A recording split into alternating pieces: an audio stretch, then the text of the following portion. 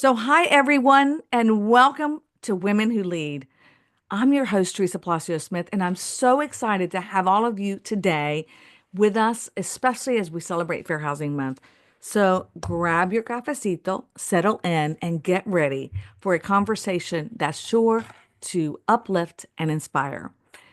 It's a powerful time to reflect on how leadership, inclusion, and opportunity intersect today. Like I said, as we're celebrating Diversity Month and fair housing. And today we're spotlighting three women who are leading the way forward, not just in title, but in impact too. This episode that I titled Next Level Powerhouses, and you're going to find out in a minute why. These women have recently stepped into significant leadership roles and are setting bold new standards for vision, innovation, and inclusion across the home services network. So let me introduce our phenomenal guests. First, we have Stacy Durbin, who is the president of Home Services KOI. I know Stacy from you may know her from past episodes because Stacy's actually been a prior guest, but she is someone who has a great strategic thinking and an empowering approach to growth. Welcome, Stacy, to the show. Thank you. Next is Maria Kazakos, who is president of Berkshire Hathaway Home Services Carolinas companies. She has several under her wing. We're going to talk about which the companies are in her space. And Maria is also currently leading our Rethink Council, where she's mentoring the next generation of leaders with her wisdom and enthusiasm. So welcome, Maria. We're excited to have you as well. Thank you. And as we round out the panel, Jenny Moyer. She is Vice President of Network Services for Berkshire Hathaway Home Services, and Jenny stepped into her role amid change and has already made a lasting impact through her keen attention to detail, her grace and finesse with which she leads and supports the network. So, Jenny, welcome.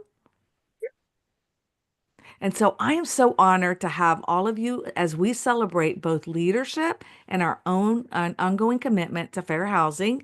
And I really want to start off because the first question I always ask every one of our guests, because I'm so interested in learning, is how did you get started in real estate and what was your first leadership role?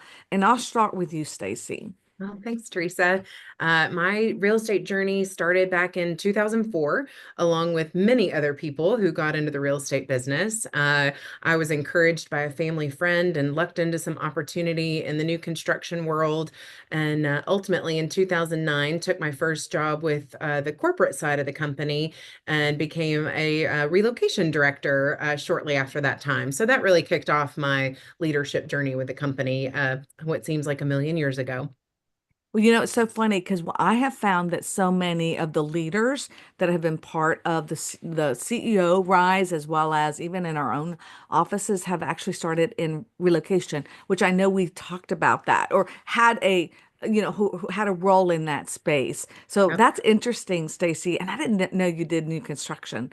I Also, did. my journey too. That's where I started as well, was in new Love that. construction. So Awesome. very similar paths. How about you, Jenny? Very interesting. It goes back to when I was 17 years old. I was working my first job at Old Navy, not getting enough hours.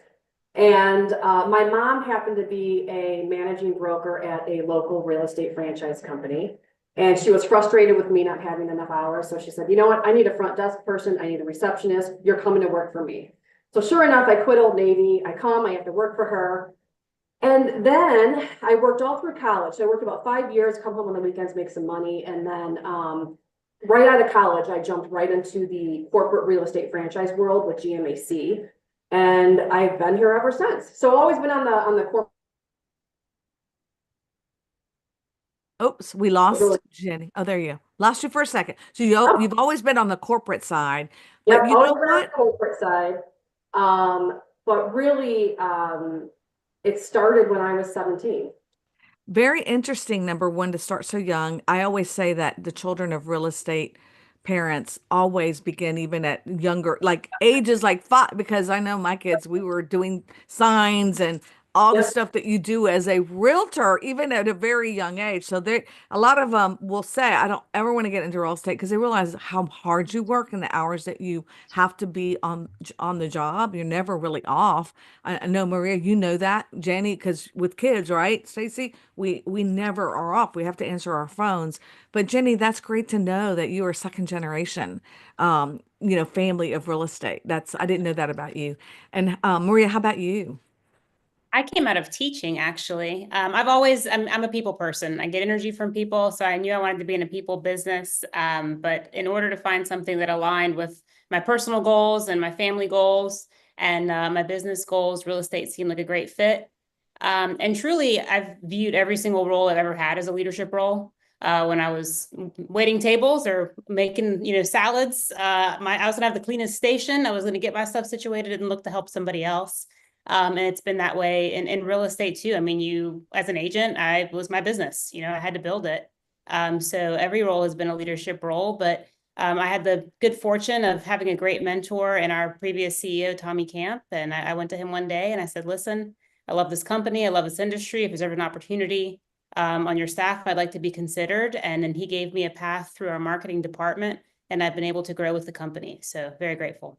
Beautiful. So you actually spoke out for yourself, which a lot of people don't do. Maria, that's very inspiring because a lot of women don't do that. They really feel like they need to be tapped on the shoulder, especially my generation. I'll be honest. In my generation, it was never something that we felt confident enough in ourselves, even though we felt we might have the power to actually go and do something. We always had to be tapped. So I love hearing that you actually said, I am interested in pursuing this.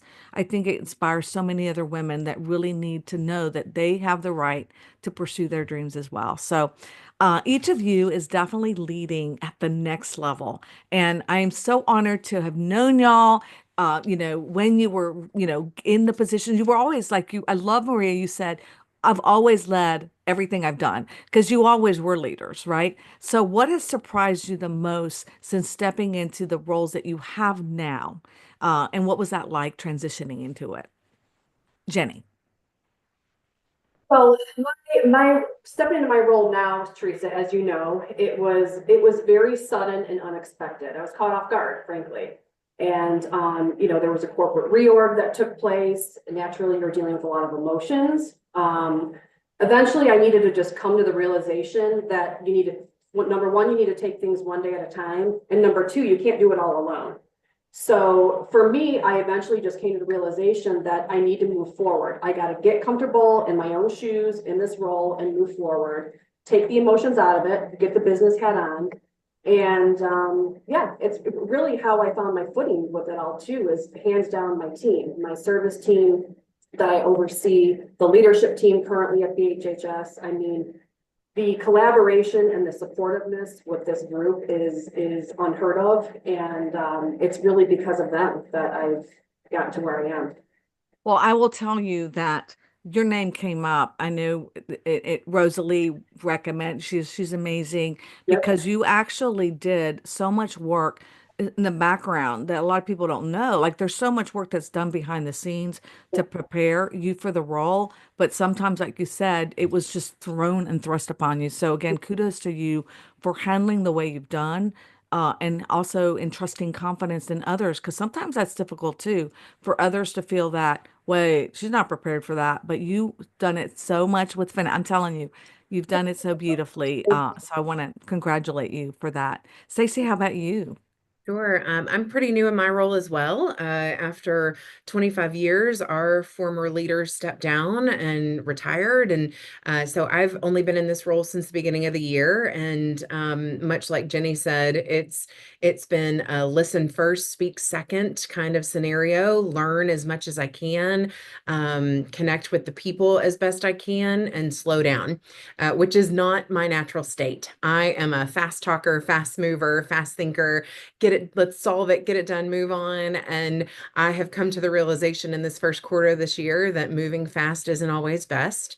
And so reminding myself, again, like Jenny said too, that you don't have to get it all done in a day or a week or a month, and really slowing down to take on information, ask questions, and then bring people along with me has been honestly the best joy of the job so far for me, to bring people along with me. I too, in our brand here, represent 3 different companies in 3 different markets. So we've got a lot of moving parts in different places, but getting to know the people has been the best part so far for me. So for those that don't know the brand KOI, tell us what that means so that Sure. people can, so the 3 companies that you operate. We are in Kentucky, Ohio, and Indiana. We have the Simonin brand in Louisville, Kentucky, and Southern Indiana and Elizabethtown. We have the Rector Hayden brand in the Lexington, Central Kentucky market, and then Huff Realty in Cincinnati, all the way down to Northern Kentucky and over in Indiana. So we have a pretty big footprint, but it's a great one and a lot of cross-functionality happening and collaboration, which is really exciting for the future. And we all know that you were already leading. So it's like this was a comfort, although it's a massive, difference in the footprint. You've already been doing this, girl. So I'm just, again, so proud of you as Thank you, well. Teresa. And Thank then you. Maria, how about you? Because it's been now maybe 9 months. Who's counting? Time flies when I have Yes, fun. So that you've been in the October. role, but you were already stepping into that and the second person. I've heard that from so many people, that you already were the right hand selected by Tommy to really help lead the organization in the way that you've done. And you've taken such a beautiful job in doing so, but you've also added another responsibility with the Rethink Council. So first answer the question about stepping into this role and then the work that you're doing there. Stepping into this role to echo, Jenny and Stacy, it really is about the team that you surround yourself with. And we are just so fortunate here to have great people.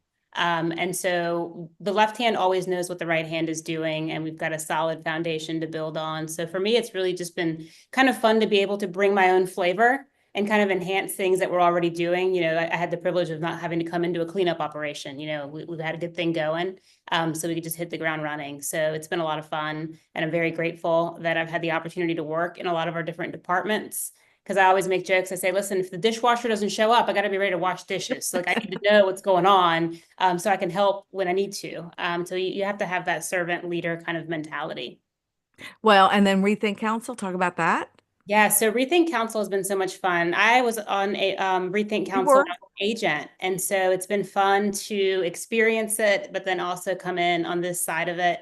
And it's the energy. I mean, you bring people together like that are high energy to begin with, and that are motivated and are eager to just grow and learn, and it's infectious. And so I love the energy. I love the face to face, because this business can be very isolating. And the bonds that I built with those that I was on Rethink with, I've carried with me. Like, those are friendships that I still have. And so to observe now these new friendships and these new bonds being formed, and just to see the creative ways that they approach how they're doing the business.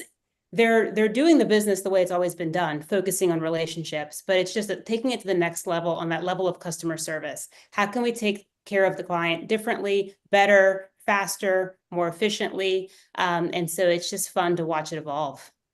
And then one last question, because I do want to know your footprint as well, because you do have companies under the umbrella, and it's important to acknowledge those great companies, if you don't mind. Yes.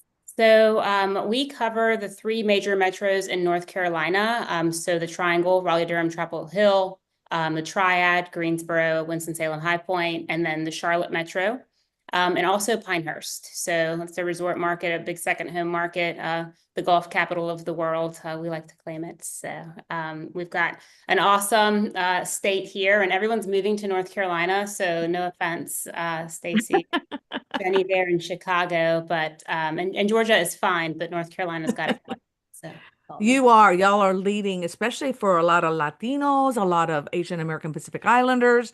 They're definitely spearheading to the Carolinas. We just came out with the State of Hispanic Homeownership Report, and that was one of the big directions that you're seeing a lot of people. But I'm telling you, Kentucky is a hidden gem. Our own very own Nina Fabry moved to Kentucky recently. And I just have to mention, Jenny covers the entire country, by the way. The companies that are under her portfolio are amazing too. So, all right. Jenny did bust me trying to scarf down an entire pizza at an airport. And she didn't judge me at all.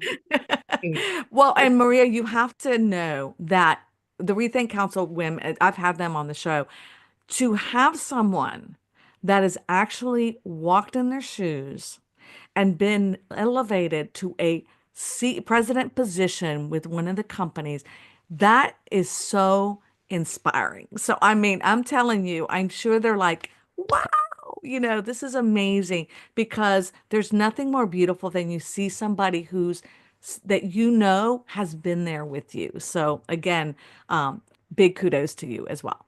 All right. So one of the things that we are definitely experiencing right now, we are definitely experiencing, especially in DEI perspectives, we're experiencing in our ways that we have AI and I kind of integrating, a lot of companies merging, Rocket. I mean, if you watch our industry, you're like, okay, what's going to happen next? So let's talk about the challenges, the shift, and how are y'all currently navigating those and guiding our agents who I know have to be so insecure about their futures, where it's going, some with looking at it as opportunity, some with, oh my God, am I done?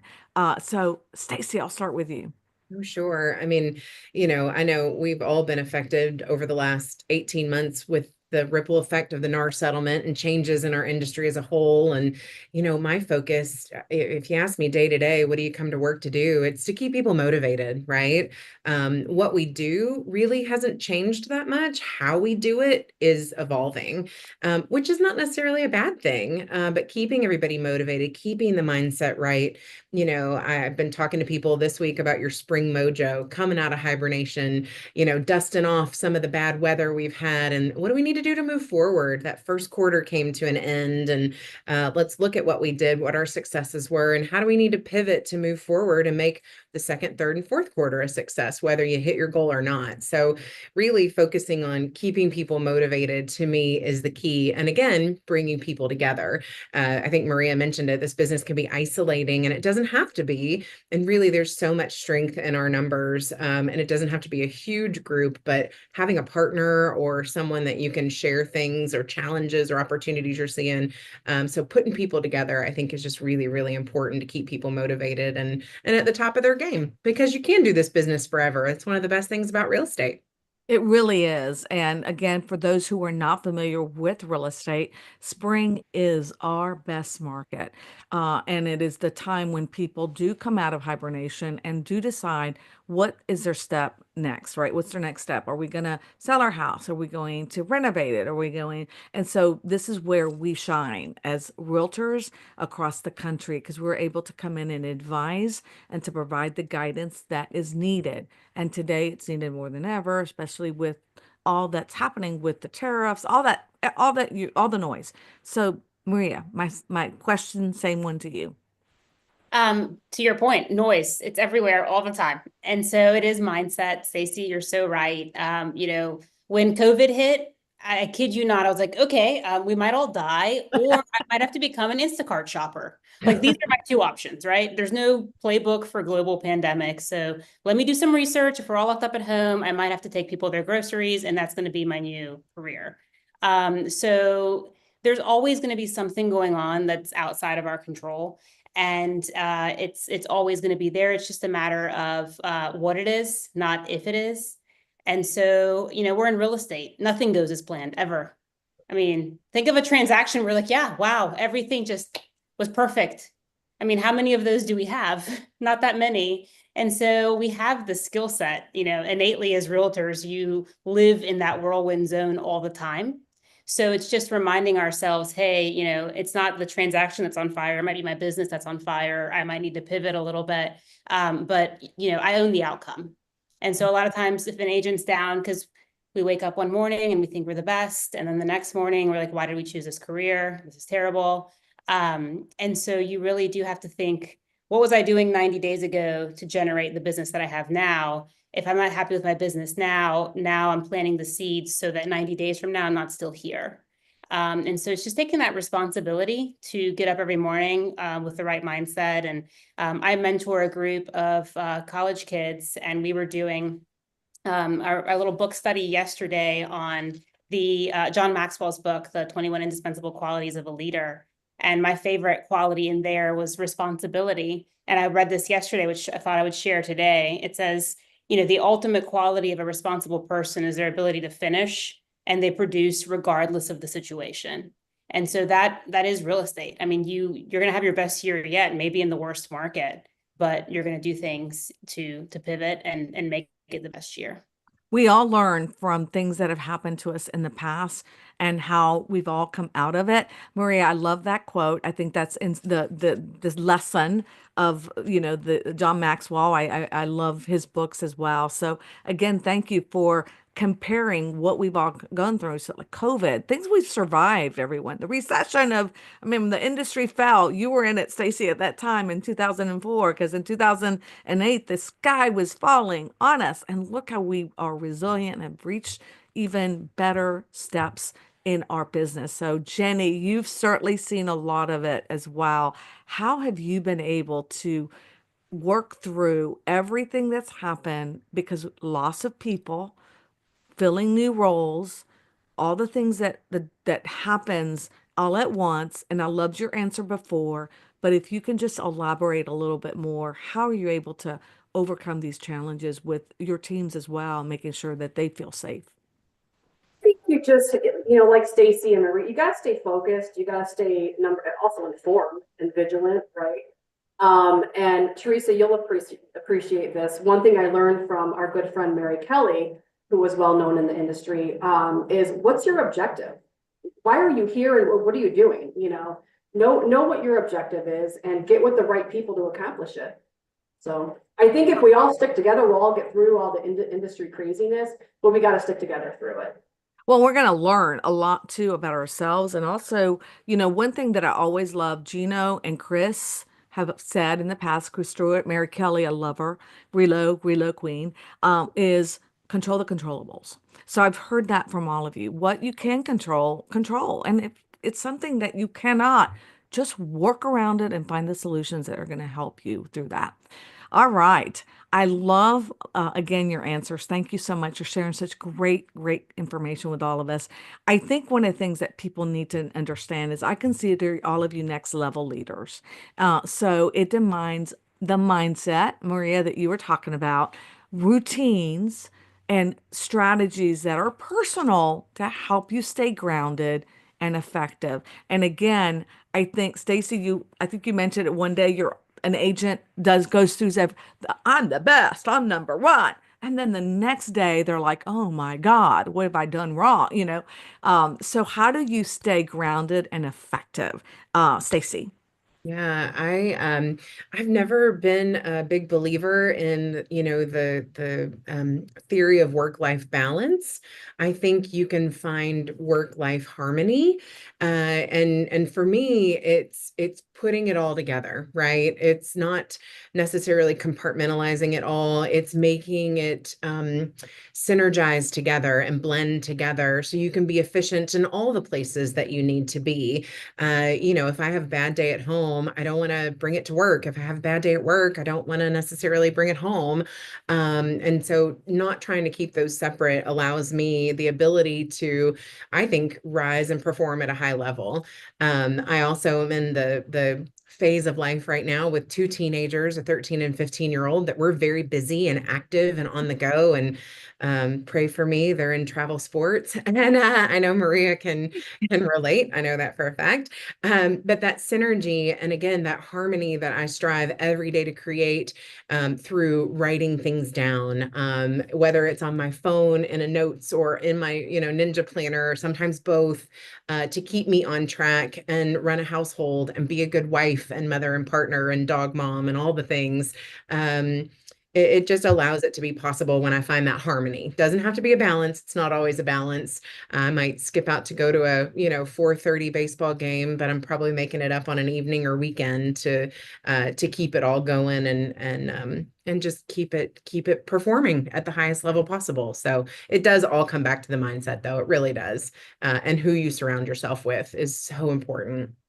Well, I love the harmony. That's beautiful, beautifully said. And also the fact that not you're all mother, I mean, all those titles that you just mentioned, and then you're also running companies that sometimes, can be also very daunting as well, especially when last minute news or things happen. Um, how is the 13-year-old a girl or a boy? She is. Yes, I have one of each, 15-year-old Okay, boy and bless 13-year-old you, girl. my Yeah. Thank you. Thank you. bless I you. like I like the harmony because I was interviewing someone and they were going into the work-life balance, department. I was like, listen, if you're telling me work-life balance out of the gate, you're probably not my people. But then I got a little intense. I was like, we have a hustle culture here. So I'm Yes, gonna tone it down and I'm gonna take that from you. Thank you. It's totally so relate hard, to right, that. Maria? So answer that question as well. How do you, what do you do for that personal, time growth and opportunity to really make sure that you're balanced or So harmonious? I'm harmonious. Well, I'll be honest. I'm a morning person, which serves me well. I wake up bright-eyed, bushy-tailed. That's my mental clarity time. Nobody wants to talk to me at 7 o'clock in the morning. So nobody else in our company seems to be on my biorhythm. So I have found that that's the time that I preserve to do things that really require strategic thinking. Mm. And so I start my day a lot earlier than most because that's my uninterrupted time. And I can get more done in an hour and a half at that hour than if I were to sit down and achieve the same task in the afternoon with all the interruptions from the day in our work. And so I've found what works for me personally, but then also by Friday afternoon at 2:30, You're like done. no brain cells left. Yeah, you're done. So that's when I write my handwritten notes or like do kind of my cleanup things during the week. I found, okay, I still have things that I need to get done, but it's my busy work, not my strategic, vision for the company work. And so that's the best advice I can give is know, how you operate and maximize, the way that you work. But then also be realistic with what you can take on, what you have the capacity to do well and plan. I mean, I have 3 kids too. Like much like Stacy, we're in that zone of everybody's going everywhere, and the mental load is like unbelievable. So Chris Kelly did recommend the Skylight calendar, which I got. It's got everybody color coded. So another pro tip there. But yeah, I mean, you've got to put it on your schedule, and you've got to be willing to have a plan A and a plan B always. I always said if it's not on there, I cannot do it. So get it on there early. Yeah. First, again, your kids are soccer and lacrosse players. I just want to mention that I was a big soccer. Not only were my kids players, I actually coached. Was I crazy? Yes. So both the men's and the women's team when my kids were that age. But it certainly prepared me to be able to handle a lot of situations because I think that's what sports allows you to do. Jenny, I know you've got small kids too, so you just came from Florida from spring, break with the kids. So talk about that as well. We have 2 boys, Nolan and Grayson, 11 and 13. My habits and routines are easy and frankly very, very basic. I'm a neat freak. I like things tidy and organized. So that's how my office has to be. That's how as soon as the boys get on the bus and go to school, the kitchen gets picked up, the family room gets picked up, the bedrooms, you know what I mean? There's a habit that I get into to start the day. But then I think, more of what you guys were pointing out is you have to know when to shut off a little bit because at 5 o'clock today, I got to get him over to the school for lifting at 5:15. You know what I mean? Like you have to know, stick to a schedule. We don't use Skylight. I haven't looked into that, by the way. But, me and my husband just use the shared calendar in our iPhones, and that's extremely successful for me. But yeah, I second everything you guys say. You've got to have the clear mindset and you need to know what you need to get done today, right? And so what I'm learning is everyone has their own way of coping and also helping themselves re-energize and the things that you have to make yourself whole, right? Those things that are really important to each of you. And I love, Maria, that you said, hey, calm down when you're talking to someone because that may not be the way they operate, right? So allowing us all to be ourselves, I think is very great, especially for our real estate industry, because you find every personality and all of them can be successful. And you're like, wow, they're number one, or they're so good in this area, and they're not all unique in their personalities, or the same in their personalities. Setbacks. Everyone looks at you and say, "Oh, guys, they've never had any kind of issues at all. They've all flowed like a princess fairy tale." So let's talk about what setbacks, because I think this is when people really learn that things do happen to every one of us that really can either take us into a bad place or a great place. So, how do you handle those setbacks? Have you ever had any adversity personally that you would like to share so that others can learn from how you were able to overcome? Stacy, I'll go to you first. Okay. I don't know that I have a story necessarily that portrays a setback, but we had an experience recently in one of our markets where an opening of an office was delayed and delayed and delayed for various reasons. So, we lost some spots, and it just were created some challenges, and not really setbacks per se, but just challenges. And one thing that I know to be true every time I'm faced with a challenge is I need to up my adaptability and increase my relationship management, because the more I dive in on the relationship piece and make sure that anybody that might be affected by the setback or slowdown or change, if I take it off of how it makes me feel and check in with the people around me, it seems to make things work out okay. You're given grace for the extra time, or you're given the flexibility when they couldn't move in when they wanted to, or you're able to offer another temporary solution so that adaptability comes into mind. So to me, two key things that I think are just really important whenever you're faced with a setback or a challenge is that adaptability and relationship management. If you take those from whatever your normal state is and step in and up that game, it's probably going to turn out okay. Whatever it is, it's probably going to turn out okay. People around me joke because my common response to everything is, well, let's figure it out. I mean, whatever it is, we find ourselves in it now. So it is what it is. Let's figure it out. And again, controlling the mindset and just taking steps to move forward to push through whatever it is important. So yeah. I love that. I love that. I love that you are, and the relationship piece is where a lot of leaders fail. I mean, they really do. They don't realize how key that is to personal development within themselves, and then those lengths of loyalty that you have with people that will overlook scenarios Yeah. because they're loyal to your friendship. And that's Well, really, and it's if not we just business, right? we don't talk about it, it's definitely not going to end well. Yes. So let's Yes. just acknowledge whatever this setback challenge delay is. And, I challenged a group of agents this morning. I said, back to the spring mojo, if you want to dust off the hibernation, make a phone call that scares you a little bit. Have you ever called somebody that then was mad at you for calling? No, acknowledge it, up that relationship management, and just get in there and get it done. Beautiful. Yeah. Janie, how about you? Question was a very easy one for me to answer, and it's a little bit unique. So I would say the setback and challenge that I have faced for many years and still do face is the generation above me, the baby boomers leaving the workforce. Because I'm not done learning from them. I still every time I'm not gonna pick on Mary Kelly, but Mary Kelly, when she had to retire due to personal family reasons, it was hard for me because I'm kind of like, I'm not done learning yet. But then you overcome it because you have to realize, well, it's not about me. And I always look at it as if I can take at least one or two golden nuggets from each person that I considered a mentor or some sort of that provide guidance to me, that's a win. It's a huge win. And I do that for everybody. I do that, I did it for Rosalie and Mary, and I can name a number of people that you got to get information from them. But my advice is listen now, because the folks that are mentoring you now are not going to always be there, right? So you need to suck it up now. Oh, I know that has touched the hearts of anyone that has left the business. Yeah, That you've said, you know what, I'm not done learning. I need you it's been still. very, it's been very tough on me. Is Yeah, I'm just not ready for them to leave. Yeah, I understand that one. I feel that like Alan Dalton is one that was has been a mentor to me, and I call him all the time. I'm like, I need direction. How would you handle this?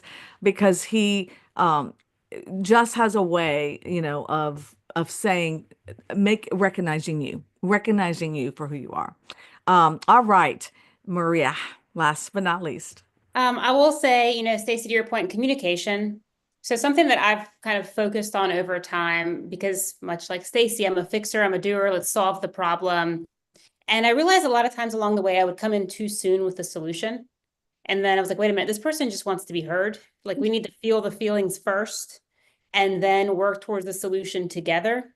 And so that is one piece of advice that I would take, is really listen to understand, don't listen to respond. Eventually you'll respond, but delay that and really make sure that you're asking clarifying questions and you're gaining an understanding.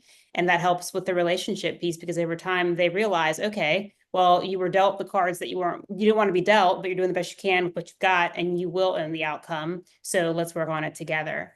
So the communication piece, and then just having that mindset again of, okay, this was a setback. So didn't go the way that I wanted it to go. So what's the next best situation? Like, what is the next best scenario?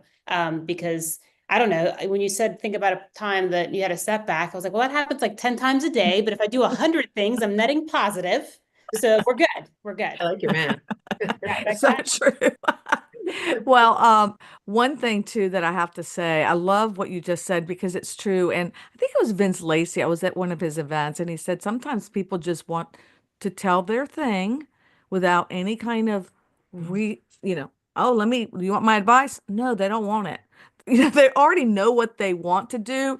They just don't know. They just want to express it to someone else. And so I think it's like a psychologist that we have to, understand. So Maria, it's so beautiful. All right. We talk about women. This is a Women Who Lead program. I've always specifically talked about how important it is to elevate other and support other women in the roles for Latinas, and I'm speaking in general, and I'm just speaking for me. What I have found is sometimes we don't always support each other because sometimes we feel like, okay, there can only be one.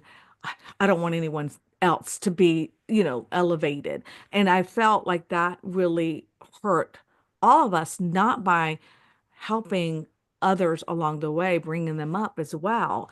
How have you done, or do you elevate and support other women within your own organizations? Because I think that's so important today to really find others and support them in their role. And I want this for whoever wants to answer it. So, I'm not directing this to anyone in particular. I could start. I will say I've always had the abundance mindset just somewhat naturally. I feel like if my friends can afford to have a private jet, that they'll invite me on it. So I'm all for everybody getting to the top. But I think it really starts with knowing what's on your people's life list. What is important to them? Because there's some people on my team that are super happy doing exactly what they're doing today and would be really super happy doing it 20 years from now. So although I think they would be great at whatever they want to pursue, it's whatever they want to pursue. And then you identify others that, you see something in that may have not seen it in themselves. And so highlighting that and making sure that they realize their potential, should they choose to pursue that, in their natural gifts. And so just really staying close to your people, taking the time, whether it's annually, biannually, quarterly, to ask them, what's going on? What's on your personal life list? Where do you want to, be this year? Where do you want to be in 5 years? And keep that in mind, because as a leader, it's your job to clear the path. And I grew up, no one ever told me that I, couldn't do anything. So now I'm like, maybe I was a little naive. I was like, I've got this. Like nothing matters other than my, work ethic, and I can get it done. So I think that it might be a generational thing too, that we're moving in the right direction. Thank you for sharing. Anyone else? I think first and foremost, we have to recognize the privilege and responsibility that we have to help pave the way for other women, right? You need to recognize that that's there. But I think that leadership is, it's not just about leading from the front, but it's really about lifting others up alongside with you. You know, grab a chair, sit at the table, tell me your ideas. So I think just being opening to all the listening aspects and, yeah, I bring people up with you. Just like you said, you know, Maria, with that's how I feel about people with pools. Get an in-ground pool. Because I'll be swimming with you, right? If you want a yacht, like I am here to help you on your path. Yes, just invite me, right? Empowered women empower women. You know, Bob Watson actually gave me that plaque. He sent it to me. It sits on the right-hand side of there. And he sent that to me when I started Women Who Lead, and it just touched my heart. So mentorship matters so much. And I know, Maria, you just talked a little bit about some of the roles that you have with the HCBUs that's right there in particular in your area and how much it has meant. I know you've spoken in the past about it. So number one, who has been a key influence or mentor? And I know you've talked about Tommy Camp, and what wisdom from them still guides your leadership? And then also, how does that internalize with you other mentoring others? And Maria, I'll go ahead and start off with you. So I was very fortunate. I grew up in a very traditional Greek household, and my mom was a stay-at-home mom. But next door lived Jenny Nelson, and she was a senior leader with what is now Verizon, but was Bell Atlantic at the time. And she would come home from work every day around 5:30, and she'd want to work in her yard. And 4-year-old Maria would just beat bop over there and annoy the hell out of her, I'm sure, in retrospect. But she really did kind of teach me how to think and how to solve problems. We always kind of start with what, Jenny said previously, what are you trying to achieve here? Like, what is the goal? And so whether it was my mom not letting me go to prom or, whatever I wanted to do at the time that were like, big catastrophic things to a 16-year-old, Jenny would help me kind of navigate, okay, so what are you trying to achieve? What are the obstacles you need to overcome? And so I was able to see her obviously achieve a lot of success in an era where, her counterparts were nurses and teachers, and that was it. So I saw what was possible, but also just some soft skills that I was able to apply throughout my life. And then, of course, I came into this company, and Kathy Larmore has taught me more about the human element, and just that level of empathy that I was hiding when God was giving out empathy. So I've had to develop that over time. And Tommy, of course, has shown me, he said, if you're willing to earn it, there's no limit to what you can achieve. And I'm here to teach you everything I can. So very fortunate in that way. Beautiful. And Kathy, we have to give her a shout out because she is an incredible leader. She's actually also been on this show, and I just love her to death. So, again, thank you for that and for all that you do. Janie, how about you? Mentorship, I mean, that came right out of the gate when I was at GMAC. And honestly, I think a lot of the folks, and again, this goes to the older generation because I was straight out of college at the time. I don't even think they knew they were doing it. The baby boomer generation naturally did that organically, right? I had a number of them throughout my career. Most recently, I certainly consider Rosalie Warner, Mary Kelly, Glenn Miller, just a number of people I've worked with that I've taken those golden nuggets from. But yeah, no, and then of course it goes back to my mom as well. I mean, she drugged me into this whole thing from the get-go at age 17. So I gotta blame her a little bit too. So Love that. Love that. Stacy? Know that I've had the privilege of having a ton of mentors necessarily, but I've had some mega cheerleaders, and those are pretty different. I am an only child, so I'm very close to my parents, who were both teachers, which raised me in a household that was very involved and in everything. And like Maria, was never told I couldn't do anything. I was told quite the opposite: go do whatever you want, we'll follow you anywhere. And so I had these mega cheerleaders in my life, and my parents, and a few friends who have been on a corporate journey that got to places before I did, that I've been able to watch and learn from along the way. And then I have an aunt, Marla, who has always been a big cheerleader and just really influential as a baby boomer, sharing her experiences and do's and don'ts. The don'ts have been as important probably to hear from someone else than the dudes have. So just having those cheerleaders around you and having people that are there to lift you up, I think is really, really important. But it also has given me, I think, a sense of importance to do that for other people too, and to provide mentorship opportunities. So I personally mentor a few people and are very connected and feel a great passion around the importance of doing that. I think because I didn't necessarily have that, I am up for adoption if anyone would like to adopt me. For me, I am a sponge. I'm willing to be taken on.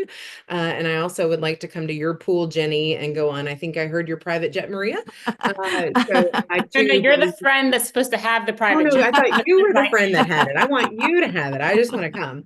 But I agree with you, ladies, all of you, everybody rises when we have success. So why wouldn't we want everyone around us to achieve anything it is they want?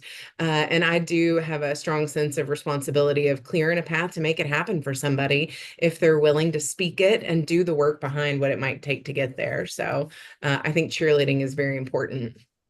Oh, first of all, this has touched my, it's going to make me cry because I think it's such a beautiful way that wraps up the show. It really, and Jenny, you're so right, and Stacy and Maria, I think a lot of times, first of all, mentorship was not a word that I commonly heard ever when I was growing up. It was not something that was as common as it is today. And so I think, Jenny, when you talk about the baby boomers, I think that was just something they did, not never calling it anything, right?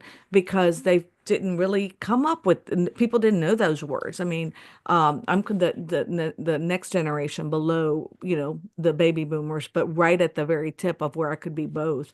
And I understand, where and how important it is for that reason. And so as we wrap up, one of the things that I always, our signature way that we close out, is I'm always inspired to hear what people have been touched by, quotes that their parents or family or mentors that gave them, a book that they felt was so compelling that they share with everyone because it's such an important book in their lives, or a quote or podcast, or a podcast that's current that you feel you have to say, you got to listen to this, and all three if you want to.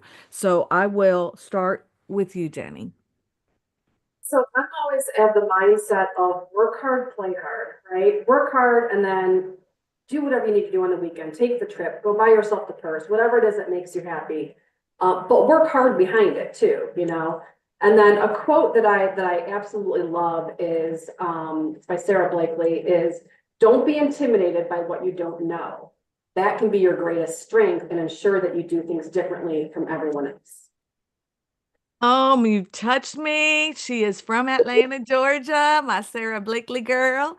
I saw her when she was first starting out, and when Oprah Winfrey uh, definitely put her on the stage Yep. with the first time she came to her house to record the famous Spanx and Assets. For those of you who do not know who she is, beautiful, beautiful, love it. Stacy, how about you?